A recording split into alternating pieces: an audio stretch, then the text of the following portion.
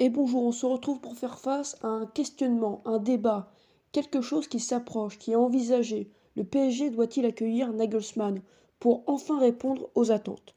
Avant de conclure et de donner mon avis, nous allons commencer par un oui. Nagelsmann, c'est synonyme de beau football, d'étoiles dans les yeux. Que ça soit à Hoffenheim, à Leipzig, au Bayern, il n'a jamais retourné sa veste. Des systèmes non identiques, mais une mentalité et des règles intactes. Des formes géométriques pour des combinaisons, la possession pour retourner le Parc des Princes et faire oublier, enterrer le 4-4-2 à plat, mis des fois par Galtier. Les saisons s'enchaînent pour le PSG, sans football alléchant, excitant. Le temps avec Tourelle qui alignait un 4-2-4 peut manquer. Un autre Allemand encore plus moderne et bankable pour améliorer le football, le rendu, pourquoi pas. Surtout que l'entraîneur le plus prometteur suivrait la logique menée, dirigée par le Qatar, briller, être bling-bling. Nagelsmann l'est, par son attitude, sa jeunesse, ses tenues jugées extravagantes par les dirigeants du Bayern, qui ont mené à son licenciement. Le jeune marié n'a pas froid aux yeux, il se prend le bec avec ses joueurs quand il le souhaite. En France, il aura la concurrence de joueurs égocentriques, autocentrés qui se jettent des fleurs. Cela risque de faire du bruit, comme le veut QSI. Autre point moins crucial, ça serait l'apparition du 3-4-3 losange, un système qui a la confiance de Nagelsmann, qui n'a pas souvent évolué à Paris. Un coaching peut-être historique. Dans tous les cas, Paris aurait un technicien talentueux, l'un des plus qualifiés, bien moins limité que Galtier. Le PSG serait entre de bonnes mains. Nagelsmann, c'est le Hamilton de la stratégie.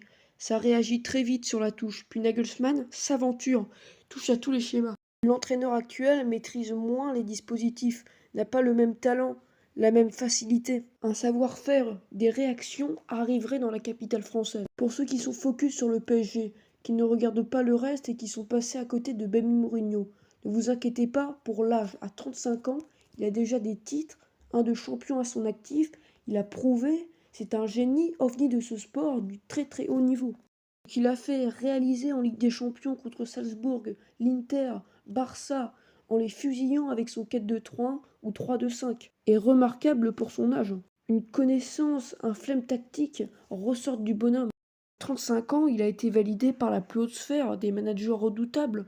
Par exemple, Tourelle ne se gêne pas, ne fait pas travailler ses méninges pour avoir son propre plan, sa patte au Bayern. Il reprend les idées de Nagelsmann. Le 2-3-5 observé lors du Classiquer, Nagelsmann l'a installé, enseigné il y a 1 an et demi, comme le 3-2-5.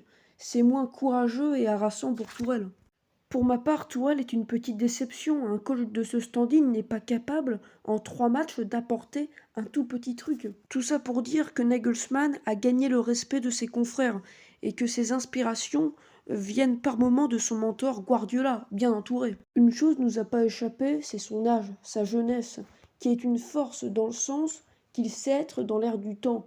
Il n'est pas dépassé comme peut l'être Raymond Domenech ou Rafa Benitez. Voilà, je pense que par nos mots, nous l'avons fait rougir. Passons au nom. Avec Nuno Mendes, Hakimi, il sera satisfait. Ils peuvent rentrer dans l'axe, se recentrer comme ils l'aiment et monter. D'autres joueurs comme Vitinha ont le profil pour être commandés, dirigés par l'ex de Mayence. Pas son pressing, sa pression, ça ne colle pas, c'est un élément important, puisque quand les Bavarois n'avaient pas l'envie de presser, ils pouvaient recevoir une gifle. Nagelsmann aime le risque. Son 3-2-5 est risqué si les attaquants ne respectent pas les consignes. 5 joueurs défendent, c'est tout. Avec Nagelsmann, chaque seconde en détenant la balle ou pas, faut chasser, faut bouger, faut switcher.